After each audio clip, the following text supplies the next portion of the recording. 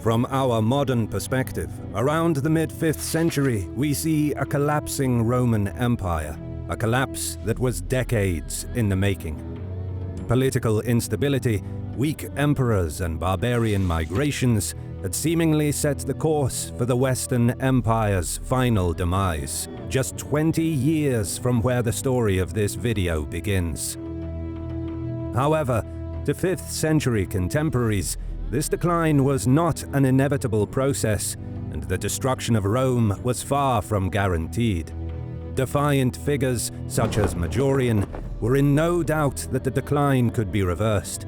And even at a time when Rome was at its weakest, Majorian would show that it was still possible to recover what was lost and restore the Western Empire. This episode is brought to you by CuriosityStream, a subscription streaming service that offers thousands of non-fiction movies and shows from some of the world's best filmmakers, including exclusive originals. CuriosityStream has millions of subscribers and new shows every week on history, science, tech, military history, and more.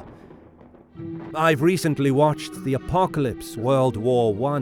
Drawing from over 300 hours of archival footage, it takes you on a journey through World War I through the eyes of civilians and soldiers who fought for survival during one of the darkest times in history. And as our viewer, you get a special discount on CuriosityStream. Click the link below to visit curiositystream.com/HistoryMarche for unlimited access to the world's top documentaries and non-fiction series, and use the code HistoryMarche when you sign up to get a 25% discount, which comes out to only $15 a year. That's just $1.25 per month, much cheaper than other streaming services. Stay curious with CuriosityStream.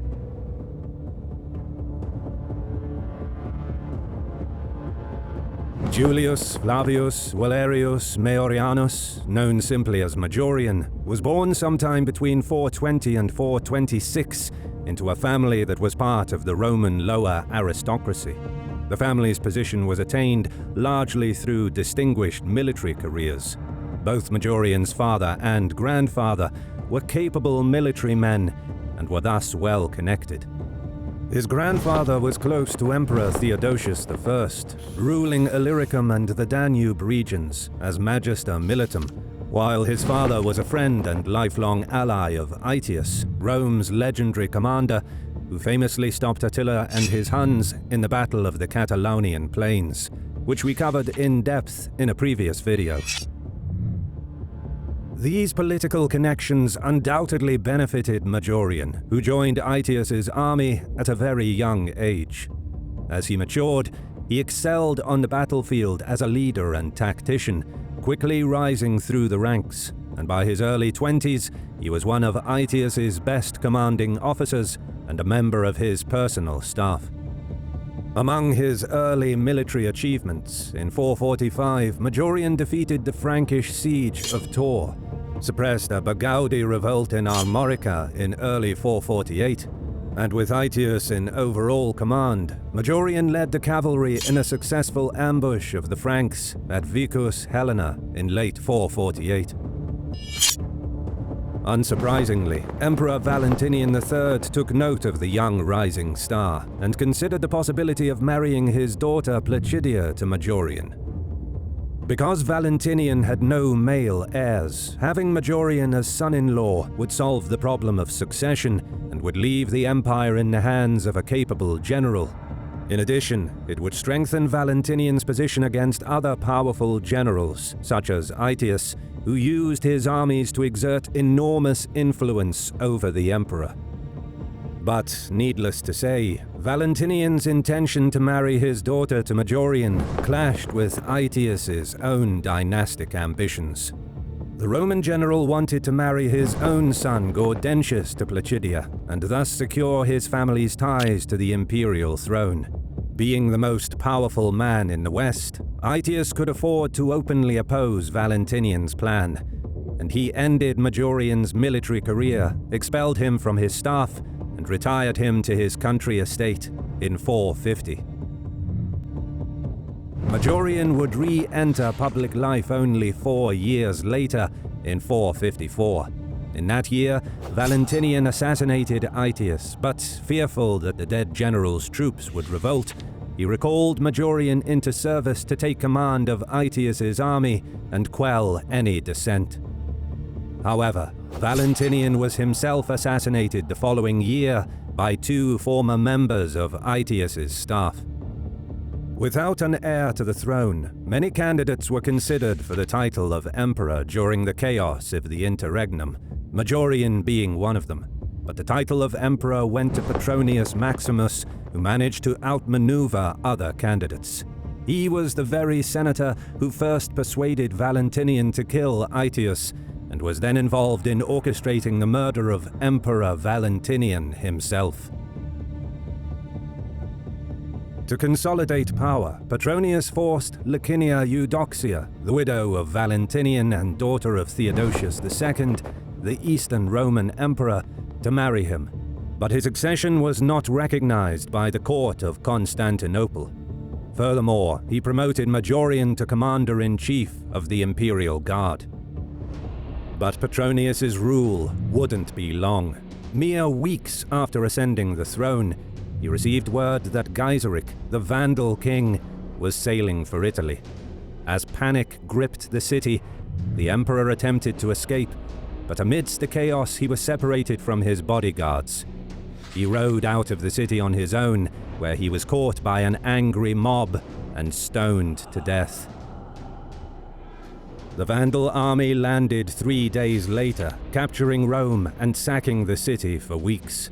Temples, public buildings, private houses, and even the emperor's palace were stripped of valuables. Worse, ships were loaded with Roman citizens who were transported to Africa to be sold as slaves, and the Empress Licinia was taken into captivity along with her daughters. This plunged the empire into a political crisis, and cracks widened in the imperial framework.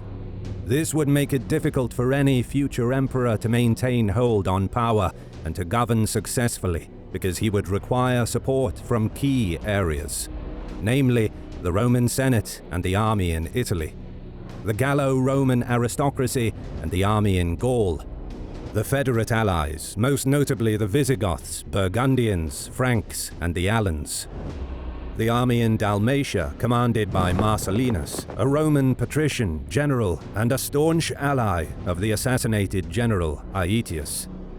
And lastly, the Eastern Empire could provide legitimacy, diplomatic influence, as well as military and financial aid. Failing to secure support from these groups, the position of the central government in the West would remain weak and at risk of civil war. In the wake of the political turmoil after Petronius's death, His Magister Militum Avitus, a prominent Gallo-Roman aristocrat, found himself in Toulouse. A personal friend and ally of the Visigothic ruling family, Avitus was probably on a diplomatic mission at the court of King Theodoric II to reaffirm his federate status and his support for the new emperor. It was in Toulouse that Avitus received news about the sack of Rome and the death of Emperor Petronius. Seeing this as an opportunity to strengthen his own position within the empire, King Theodoric quickly acclaimed Avitus as emperor in Toulouse.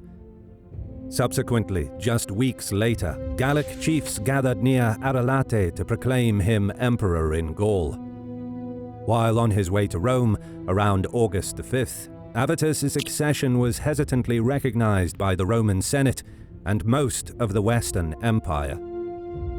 But Marcellinus, commander of the army in Dalmatia, broke away and seized control of the province. He was an ally of Majorian and Ricimer, a Romanized Germanic general, and all three faithfully served under the assassinated Flavius Aetius. Exploiting the turmoil in Rome, Vandal raids continued across the Mediterranean, and Capua was sacked in spring of 456. But the Romans were victorious in Sicily and in a naval encounter near Corsica. Still, Avitus lacked an imperial fleet strong enough to launch a full-scale invasion against the Vandal kingdom. In the west, the Suebi attacked Tarraconensis, pushing as far as the Pyrenees Mountains. Avitus called upon the Visigoths to aid the empire. Seeing an opportunity to expand his realm, Theodoric answered the emperor's call and advanced deep into Suebi territory before achieving a decisive victory at the river Urbicus. The Visigothic king nominally restored the empire in Hispania, but counting that he won't face opposition from his ally Avitus, he became the de facto ruler of Roman lands in Spain. Meanwhile, in Italy, resentment grew against Avitus, whom the populace considered a foreigner, given that he was chosen by the Visigoths. The emperor did little to help his cause by mostly appointing his Gallo-Roman aristocratic friends to key imperial offices, causing discontent among the Roman elite, who were used to filling these important government positions. Worse, after the devastation of Rome by the Vandals, the population suffered from a severe food shortage. This was compounded by the presence of Avitus's Gallo-Roman and barbarian Visigothic troops that needed to be fed. To calm the situation, Avitus agreed to disband the Visigoths, but in order to pay them, he had to melt bronze statues from across the city because the imperial treasury was nearly empty. With half of his troops gone, the emperor was left vulnerable. Observing the unfolding crisis, Majorian and Ricimer, both popular with their own troops, rebelled against Avitus and instructed the Roman Senate to depose him. The emperor marched out of Rome at once in an attempt to cross into Gaul before he was trapped in Italy. He sent messengers to recall the Visigoths, whom he had disbanded just recently. But he was intercepted near Placentia, where he suffered a crushing defeat and was captured and killed soon after. Furious with Avitus's demise, his many allies rose against Rome. The Gallo-Roman aristocracy broke away from the empire. The Visigoths invaded Septimania and officially ended their federate status. The Burgundians advanced into the Rhone Valley. It was now up to the new Eastern Roman Emperor, Leo I, to select a colleague in the west. But he failed to do so, perhaps planning to rule alone. Leo appointed Majorian as Magister Militum and Ricimer as Patricius and Magister Militum, tasking them with governing Italy in his name. A precarious equilibrium was restored, but Majorian's rise to the imperial throne was almost certain, since his barbarian colleague Ricimer was ineligible. Things came to a head when a small Alemanni raid was defeated by Berco, one of Majorian's officers. The victory was exaggerated and celebrated as Majorian's own, providing enough political momentum for his acclamation as emperor on April 1st, 457, with weak approval from the Senate. Soon after, he departed south when word came that an army led by Geiseric's brother-in-law landed in Campania and began devastating the region. Majorian personally led the Roman army and defeated the Vandals, driving them back to their ships. Majorian now understood how vulnerable Italy was. He rushed a series of reforms to stop corruption with tax collection and prevent oppression of the provincials. These reforms faced opposition from the corrupt aristocracy, but it stabilized Rome's finances with a stream of revenue going into imperial coffers.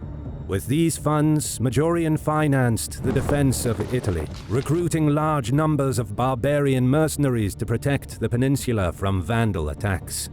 But most importantly, recognizing that the recovery of the rich province of Africa would both solve Rome's financial woes and secure its southern flank, he began building 2 fleets in preparation to invade the Vandal kingdom.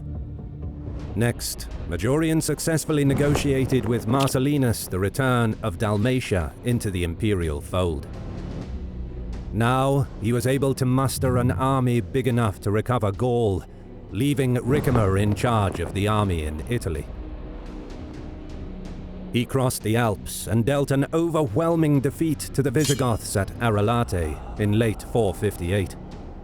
Severely weakened, Theodoric fled and was left with no choice but to return Septimania and Hispania to Rome and accept federate status within the empire, which obliged him to provide troops to the emperor. Majorian placed one of his closest lieutenants, Janus, in charge of Hispania before marshalling his army into the Rhone Valley, where he defeated the Burgundians at Lugdunum. Not wanting to punish the Gallo-Roman aristocracy for siding with Avitus, he used diplomacy to reintegrate Gaul back into the empire. He left Aegidius, another one of his trusted officers, in charge of Gaul. By the end of 458, Majorian had effective control over the Western Empire. Next, he enlisted Marcellinus to marshal his army of Huns to Sicily. Meanwhile, Majorian marched to Hispania and ordered the fleet to assemble at Portus Ilicatanus in preparation for an invasion of Africa. He had put the plan for the full restoration of imperial territories into motion. Marcellinus recovered Sicily and remained there to defend the island and prepare for a possible crossing into Africa. To the west, Majorian consolidated Roman control of Hispania before recovering much of the Suebi territory. He turned back to Portus Ilicatanus to meet with his fleet. The invasion of the Vandal kingdom was meticulously planned, with extensive intelligence gathered on Geiseric's army and navy. The Vandal king tried negotiating with Majorian, but the Roman emperor refused. Fearing the invasion was imminent, Gaiseric strengthened Mauritania, thinking that the Romans would land there, and also prepared naval patrols in the waters near the probable invasion area. Finally, Majorian reached Portus Ilicatanus, but the barbarian Germanic king in Africa had one last trick up his sleeve. He managed to bribe traitors, possibly Majorian's political opponents, to sabotage the Roman fleet. Much of it was destroyed, and many ships were captured by the Vandals. The invasion was cancelled, and Majorian marched back to Arelate, his base of operation in Gaul. Meanwhile, in Italy, his barbarian colleague and friend Ricimer gathered around himself sections of the aristocracy who opposed the emperor. Majorian's legislative reforms had shown that he intended to intervene decisively on issues that plagued the empire, which interfered with the interests of the corrupt and powerful Roman politicians. After spending some time in Arelate, Majorian disbanded his mercenary army and, accompanied only by his retinue, set off to Rome, where he intended to continue implementing his reforms and renew preparations for the recovery of the province of Africa. Ricimer rode out with a military detachment to meet the emperor. Majorian had no reason to suspect his friend, together with whom, in the years past, he used to dream about restoring the glory of Rome. But when the two met, Ricimer arrested Majorian and deposed him. The emperor was stripped of his dress and diadem, beaten and tortured. 5 days later, he was dragged to the river Iria, where he was beheaded and his body discarded. He was only between 35 and 40 years old. Acting as kingmaker, Ricimer took control over the empire by placing on the imperial throne a puppet whom he could easily manipulate, selected to please the corrupt senatorial aristocracy. But the great advances made by Majorian were quickly lost. His loyal lieutenants, Aegidius in Gaul and Nepotianus in Hispania, broke with the empire, furious at the treachery committed against the late emperor. Marcellinus also broke away, seizing both Sicily and Dalmatia, and he would later expel the Vandals from Sardinia. The Visigoths, Burgundians, and the Vandals expanded into imperial territories that the young emperor fought so hard to restore. Majorian would be remembered as a brilliant strategist and a capable statesman who was determined to devote his life to fully restoring Roman prosperity and authority in the West. He is described as a great and heroic character, the likes of which sometimes arise in a degenerate age to vindicate the honor of the human species. He was the only man who managed to effectively hold imperial office during the 5th century and at the same time had a claim to greatness. Majorian's short 4-year reign proved to be Rome's last chance to rally behind a capable emperor. Just 15 years after his death, the Western Roman Empire would officially cease to exist. Thank you so much for watching. If you enjoyed the video, please like, comment, and subscribe as a sacrifice to the algorithm. And as always, we'll see you in the next video.